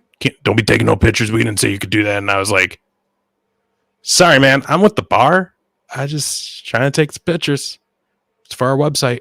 Oh, okay. And then I went and took one of Devon, and he started, and then Bully's like, no, he's with the bar. It's cool. Yeah. And they were cool. They were good. Excuse me. Thanks, Rusty, and thanks, Cosmo. Yeah. Hell yeah. And they're very cool. I see them then in New Orleans. I walk by. I kind of like be like, "Hey, I don't know if you remember me, but I met you this a few years ago and whatever." Cool. But I wasn't paying for an autograph or a picture. So Bully Ray had like no freaking interest. It was just like, just kind of looking at me, fist bumped me really hard. I was like, "All right, go." And it was like, whatever. If I would have gave him the $20, I'm sure he would have been like, "Oh, you're the, whatever." I have not met him or seen him since. Wes is friends with him. Obviously, they were aces and eights together, and he learned a lot from Bully Ray. So, I mean, it might be a different story now meeting him. Yeah. Knowing that those two are buds. But yeah, man. Dude, that's crazy. Unless there's money in front of you, I will tell you that Bully Ray will come off like. But see, I think that probably, and I'm not trying to defend him. I just heard he's a douche, right? But I think a lot of that probably comes from the way that he got raised in the business, because he did so much stuff behind the scenes at ECW. The way that was just kind of a DIY deal. He probably has a very, very keen sense of, if it ain't money, it ain't wasting my time, kind of thing. Yeah, most definitely. And during that time, I don't remember where he was at. I don't know if Impact was still a thing, and if they were going, it might have very well been. I wasn't like, "Oh man, what an asshole." Like, I got it. I didn't need your autograph. I didn't need a picture, because I spent 3 hours with you one night making sure people weren't fucking with you. Yeah. At the bar. So it's like, I don't need that. I have that story. I simply was just saying it's nice to see you. And that's fine. And I get that. But like, I don't know, most of them aren't like that though. Like, most of you walk by and just like, hello, and wave at their booth. Still at, hey, hi. Yeah. They're not dicks. Plus, also, like, he's going to benefit more if he actually brought me in and started jabbing me up, that I probably would have ended up giving him money for something. Because if we would have started chatting, I would have been like, "Oh, man, he's nice. Fuck it, dude. Let me get a picture." But the fact that he was just like, it was like, I don't want to give you my money. Yeah. See, so here's so that's not an issue of being a fanboy. See, I'm like, when and I'm not like this now, but initially, like the first couple of years that I was doing comedy, it's like you would run into somebody. I would get to work with somebody who's like, wow, kind of a big name, and I'm like, I got to be careful that I don't go overboard and be a gigantic douche, because it can cost you. It can cost you to be like, say, yeah, I don't want to work with that guy. He's a fucking idiot. Oh yeah. So I worked with Moshe Kasher, who I don't know if you're familiar with him. Oh yeah. Yeah, Moshe Kasher I get to work with in Lincoln, Nebraska, a fundraiser. Is he the one that is now married to Natasha Leggero? That's the guy. That motherfucker. I know. But he is fantastic, and I had the guy that booked me on it was screwing with me. He says, "Oh yeah, be careful. Yeah, I hear he's a dick," but he's not. And it was hilarious because he was very, very cool to talk to initially, and then we got down there and we're waiting to go. We're back, and this was in a beautiful, huge theater. It's called the Rococo Theater in Lincoln, Nebraska. And it's like one of those old, like the Orpheum or whatever, that's got multiple levels of seating. And so we're there waiting to go on. And he says, because this is a fundraiser for a men's halfway house. It's apparently whatever. And he says, "So are you a little dirty?" I said, "No." He says, "Oh man, that sucks." And he says, "I like somebody a little dirty in front of me." I says, "This is the first time I've ever worked for these guys." And they told me PG. And they told me, he says, "Oh, I'd have told them to fuck off. I'm doing my act." I says, "But you're the one that they want. Right. I'm just the guy that's here." Hey, man, you got that pull. I don't. Yeah, it's like I could have said that and they just said, "Fine, we'll find some other guy that's been washing cars to come in and tell a couple of jokes." But anyway, it's so we go through the whole thing and I watch his set and he's fantastically funny, and he had a book that he wrote, and I'm hanging around and he says, "Hey dude, come and sit with me so I'm not just here by myself looking douchey," because at that point I didn't know, like, "Oh yeah, you hang out." I mean, it's a theater. This is a fundraiser. This is your deal. I don't want to be hanging out there in the way. And he's like, no. Because so for him, it was like regular show. Come on, man. You were on the show. Sit down here with me.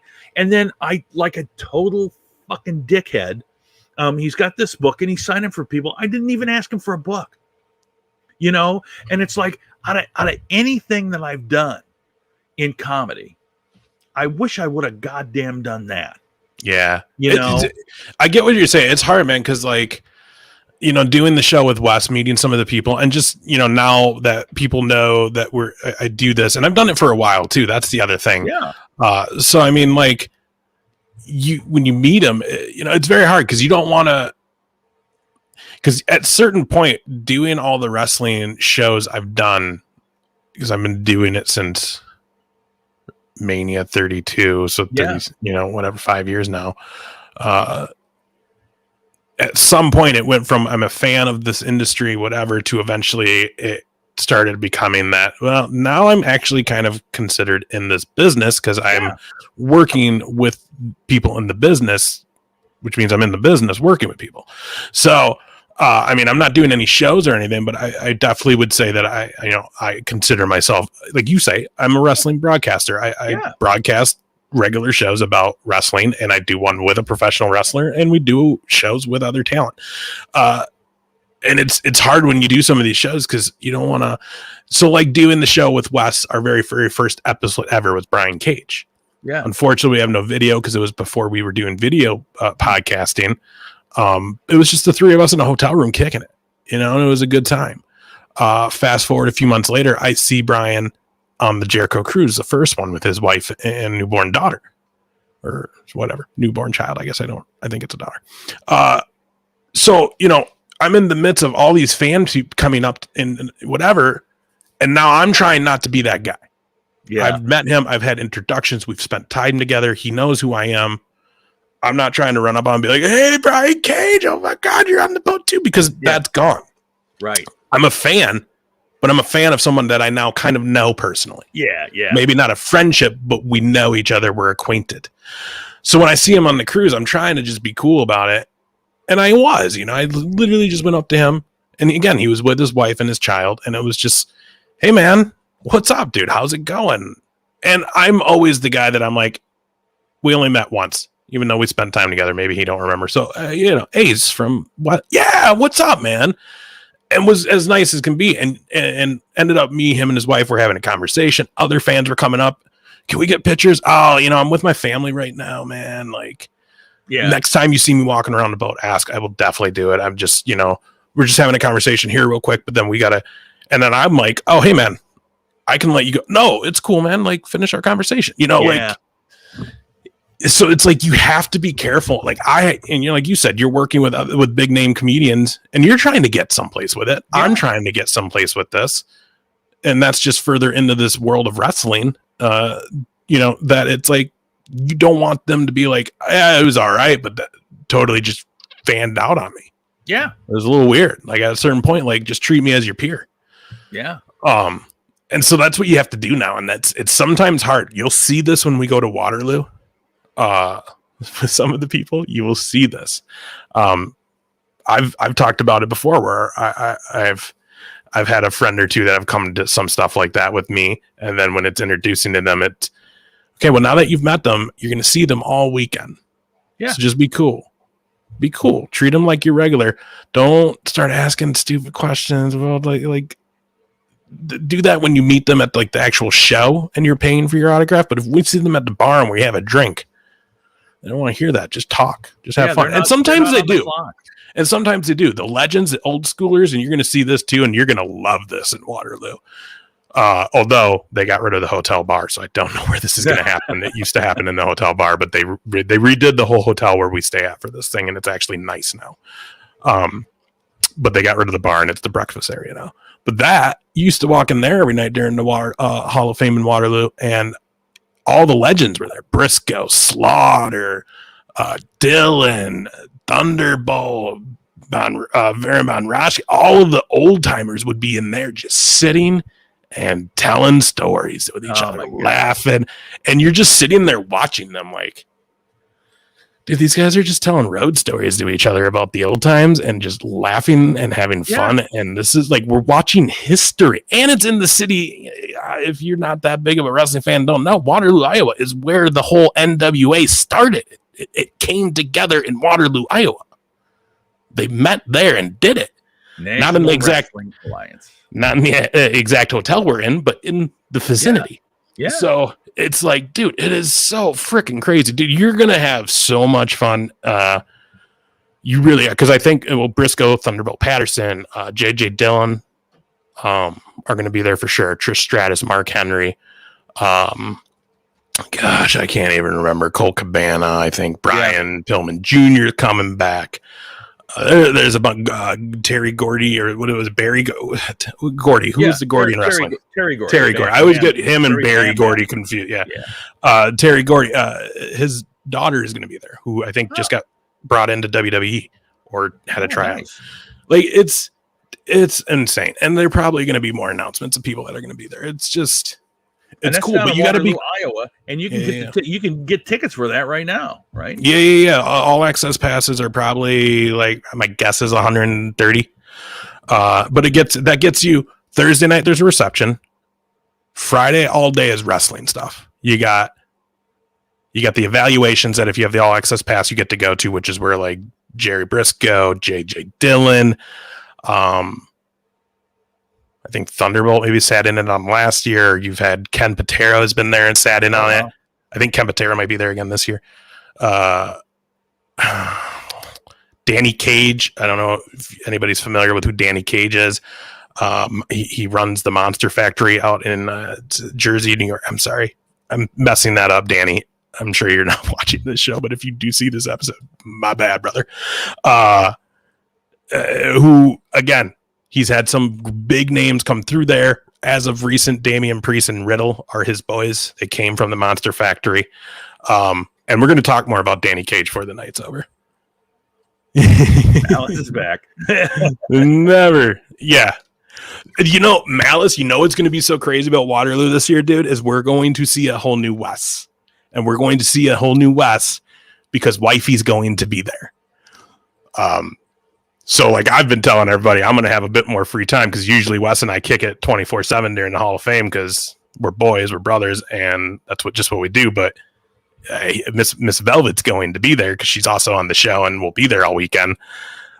So it's already been kind of talked about how, hey, man, you're going to have to spend time with Wifey. You ain't going to be out all night. But the other thing, too, though, is Red is an amazing person. Awesome, cool. So, like, we'll all have fun with her anyways. Like, she'll be down to have some fun. But it will definitely be a different feel. It will definitely be a different feel.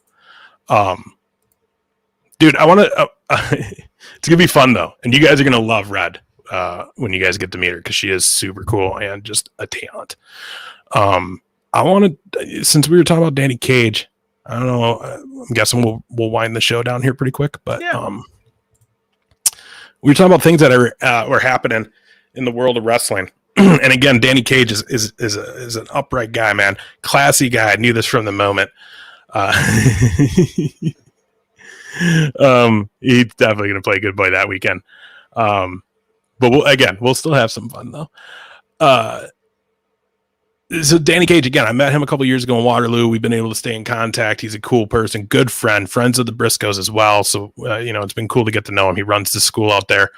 And again, he's pumping out a lot of these future talents. There's some bigger names in the indie scene that are coming out of his school right now too, that you'll see on AEW, on WWE in the future.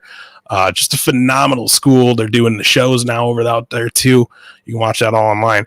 But something happened at their recent show, and I just want to show this. I'm going to try to share my screen for this, JR. Okay. So you have to tell me if you see it. I'm going to do it now. You should be, once you're ready, it should be able to pop it up. Just make sure you click the play audio.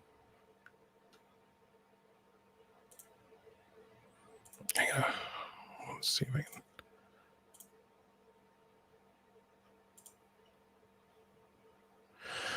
So this was recently at a show out there. Can you see my Twitter feed? Yep. All right, so we're going to go here. All right, you ready? I'm going to play. Set it up for you. So this is at a show at the Monster Factory out on the East Coast. Again, Danny Cage is the man who runs the school / promotion. This was in the middle of one of their live shows in the last week, I think, week or two. Okay. So we've talked often about how fans in the wrestling world can get kind of crazy. Yeah. And there is a grouping of fans that they're not great people. Right. They say and do things because they think it's funny, and it's just not stuff that needs to be said. Anyways, so that's just to kind of set this up. But I want to show, again, I met this man. He's a classy dude. He's a great wrestling mind. He's just a cool guy to hang out with. I had a great time with him in Waterloo that one year. Hopefully he'll be back. If not, as soon as I'm on the East Coast, anytime I'm out that way, and if I'm near him, I'm going to check in and check out the Monster Factory as well. But this was what happened at a recent show.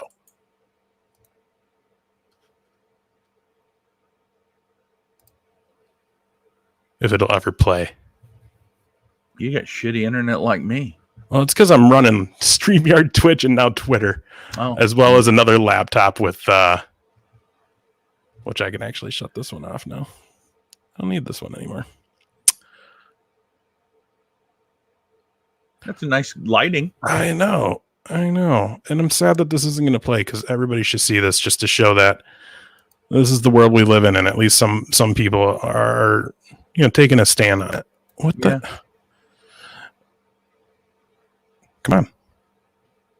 Well, I don't know if it's going to play, but I'm going to leave it for another minute. But so basically, I guess someone in the crowd was yelling shit like they always do.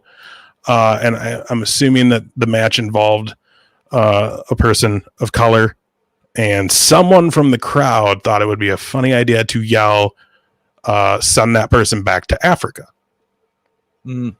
As soon as the match was over, Danny Cage came out, and what really impressed me with this whole thing is he didn't go off. He didn't go in there and start being like, what the fuck, blah, blah, blah. It was, hey, thanks for coming. If my laptop's being all kinds of messed up right now.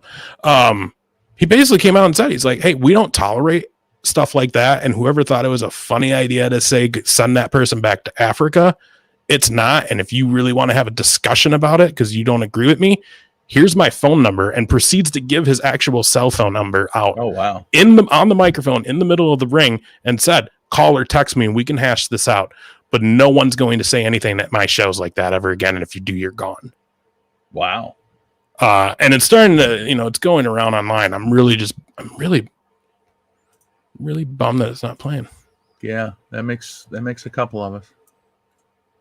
Oh well. I'm gonna try it one more time. Okay. I'll yeah, okay. Hey, there's Stone Cold.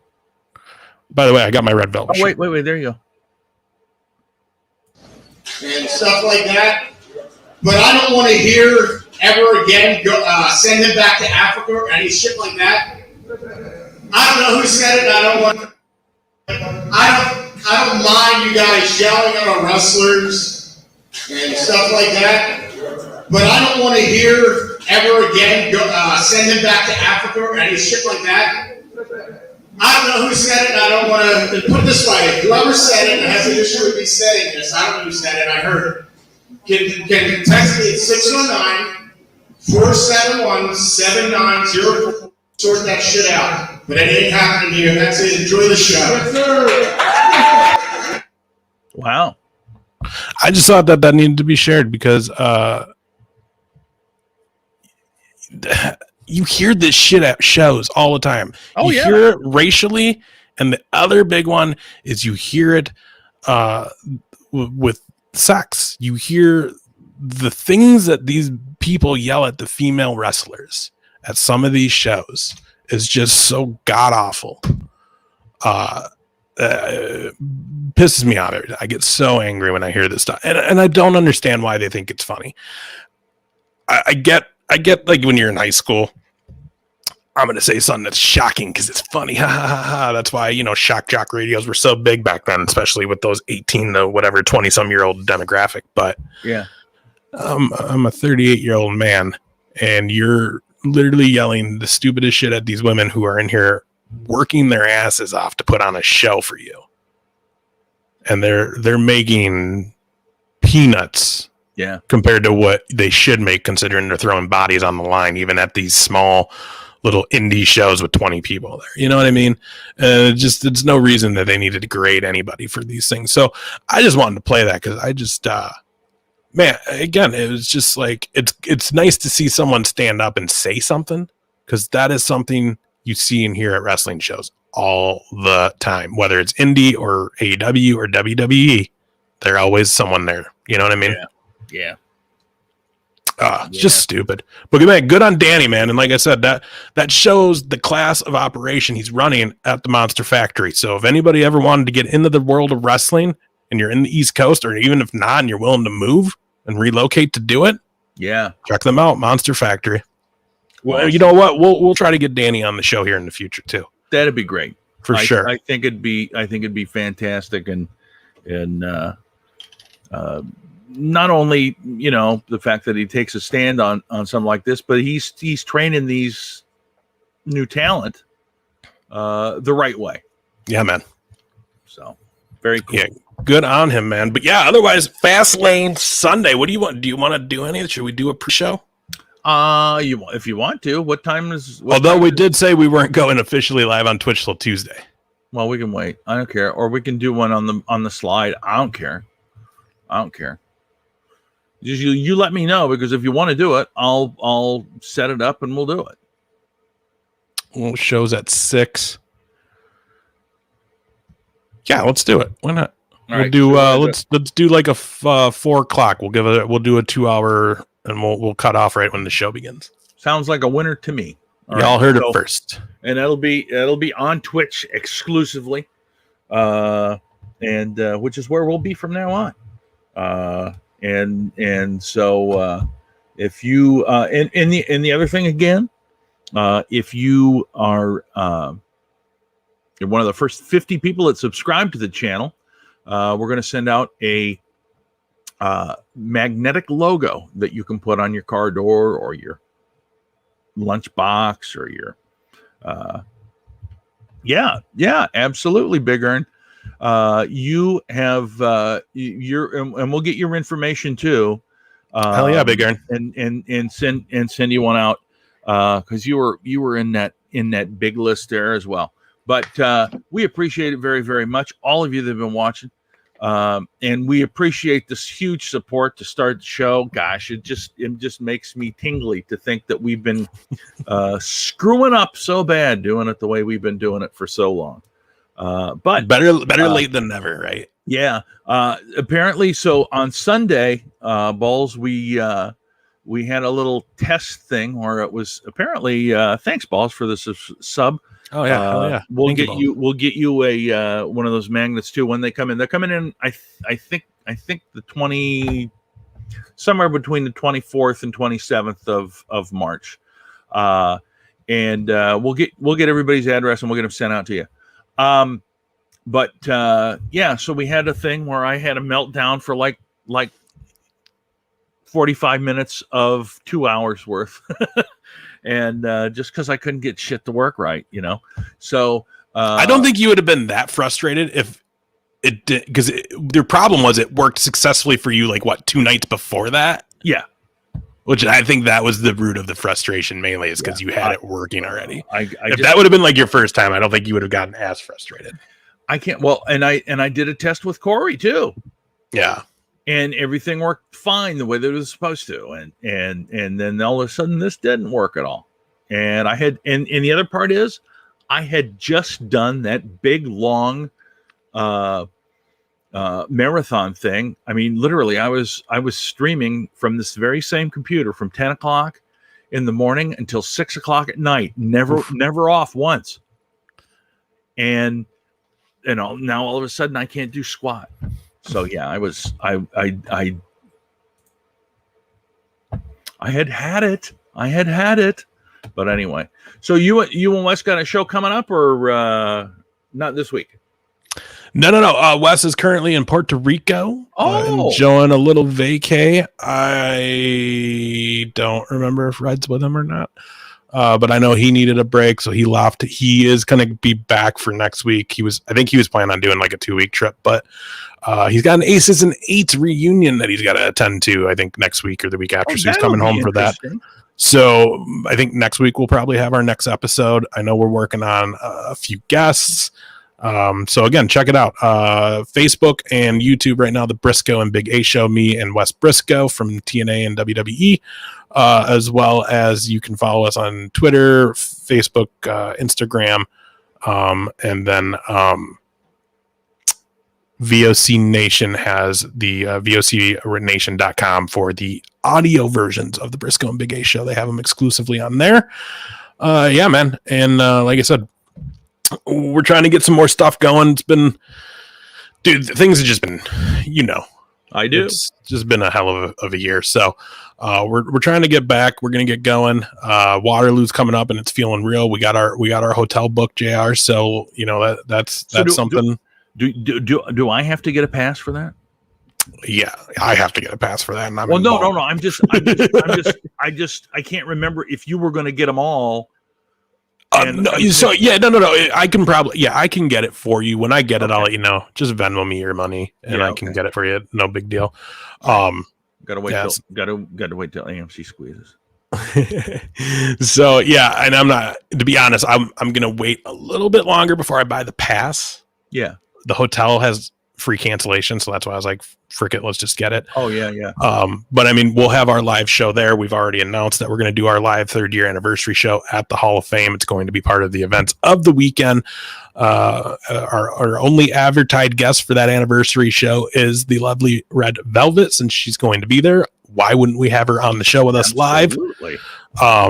Good old JR is going to be back there helping us run that show, making sure we look all good. Look at my camera go out of focus.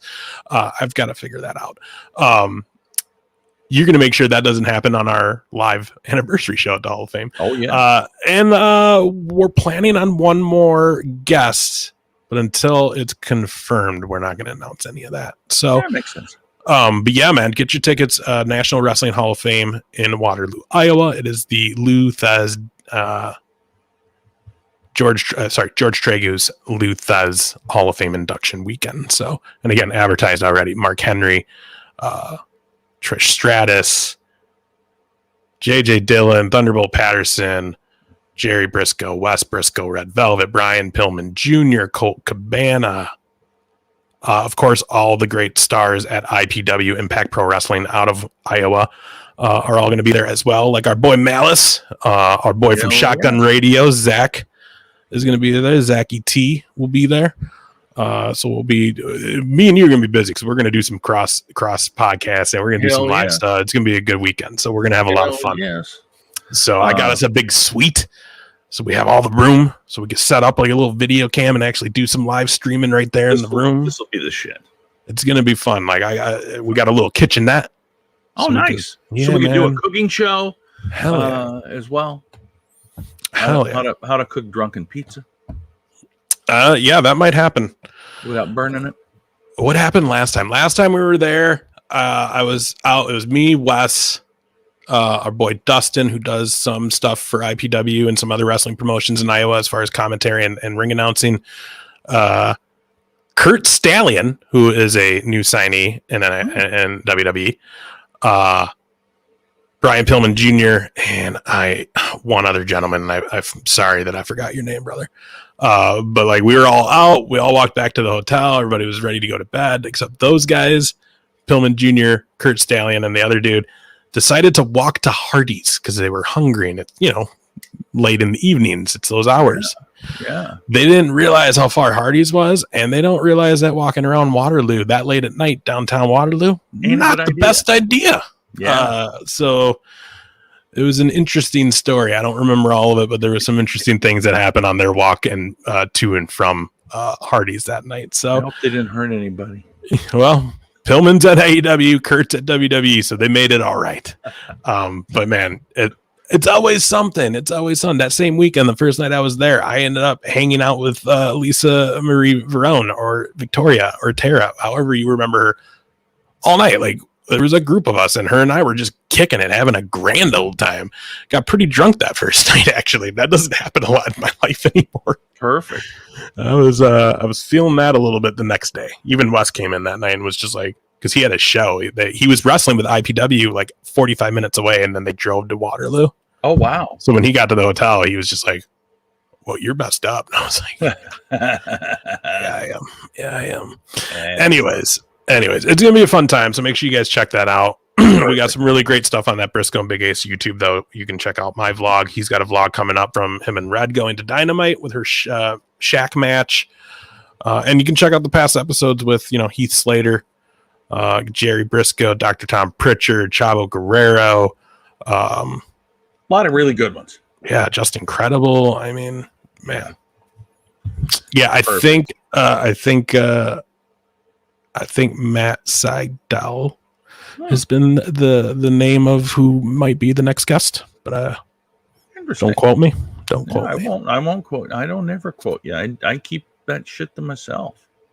What do you think? I'm some kind of I'm going to give out all this info and then and then when I do meet Wes, he's going to punch me in the mouth. Nah, Wes already knows who you are too, because he knows that you've done some production for us on some of our work parts. So no, he knows, Perfect. And he knows that we do this show. He's like, I mean, I don't think he ever watches it, and by all means, no one be like, oh, that's shitty, because Wes just doesn't do that. He's a busy bee, man. If he's at home, he's like chilling and gonna go to bed. Otherwise, he's usually going, working. So he just doesn't, and he's not the one that, like, he'll watch wrestling for his friends. Gotcha. Otherwise, he don't really watch it. It's just that's been his whole life. Perfect. So, anyways, excellent. Well, and for me coming up, boy, this is just announced. On the 27th of March, I will be doing a show with my friend Wendy Mayberry at the Hamill VFW in Plymouth, Minnesota. You can look for information. I'll have information on that next week because we'll be getting right up there. And that's basically 2 weeks from Saturday. Nice. And I don't know what the ticket price is right off the top of my head, but it will be. I've been there once to the Hamill VFW. It's a nice place. It's obviously a VFW, but it's very well set up for a show. And Wendy Mayberry had the #1 album on iTunes when it came out. And what I can't think of the name of her album. I'm sorry, Wendy, but she probably isn't going to watch this either. So that's through Peak Entertainment. You can find out information at peakentertainment.com. And the Peak Entertainment's also got a Facebook page. So you can find information out there if you want to. But if you're up in that northwest suburb area and you want to come out and see me finally, you can do that. And I'll have information, and you can get information from me on Facebook, or I'll mention it when I'm on with Corey on Thursday as well. Other than that, we will look forward to seeing you guys this Sunday at 4:00 Central time for a Fastlane preview show. It's gonna be good. Fastlane's gonna be so good. I shouldn't say that though. Don't be facetious. Don't be facetious. I mean, Sheamus and McIntyre. That's a pretty good match. That'll be good. Are they Daniel Bryan and Reigns? That's a pretty good match. Yeah. It's not going to be a total sleeper. It's not going to be crappy, but it's just an unnecessary pay-per-view on the road to WrestleMania. That's the hard part. There you go. There you go. So anyway, for all of you that have watched and subscribed and cheered us on and started up a hype train on Twitch, gosh dang it, you guys, really, really appreciate it. Thanks, Big Earn. We'll see you on Thursday too. Really, so much appreciate the support. Yeah, thank you. And we will look forward to getting everything and getting this channel cranking.